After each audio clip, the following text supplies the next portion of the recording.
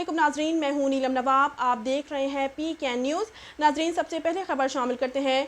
Ghotki police की कार्रवाई। थाना खमड़ा पुलिस का दौरान गश्त वारदात के इरादे से खड़े मुल्ज़िमान के साथ मुकाबला।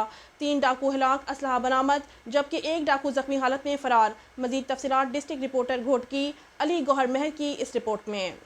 SHO खमड़ा सब इंस्पेक्टर गुलशन अली महर का दौरान गश्त बचाबंद नजनूर शाह दमदमों पर वारदात के इरादे से खड़े 4 मुसल्लह मुल्ज़िमान डकैतों के साथ मुकाबला पेश आया, जिसके नतीजा में 3 नामालूम डाकू हलाक हो गए, जबकि हलाक डाकुओं को एक नामालूम साथी डाकू जख्मी हालत में अंधेरे की वजह से मौका वारदात से फरार हो गया। पुलिस मुकाबले की इत्तला मिलते ही DSP अबाड़ो मोहम्मद मिठल खकरानी फौरन भारी नफरी के हमरा चाय वकुआ पर पहुंच गए। पुलिस मुकाबला में हलाक होने वाले को पोस्टमार्टम के लिए अबाड़ो अस्पताल मुंतकिल कर दिया गया है। मुल्ज़िमान की अभी तक शनाख्त नहीं हो पाई। हलाक होने वाले डकैतों की कब्जा से असला बरामद। पुलिस मुकाबले का केस थाना खमड़ा में दर्ज कर दिया गया। हलाक मुल्ज़िमान के मुतालिक जिला घोटकी के दीगर थानों से मालूमात हासिल की जा रही हैं।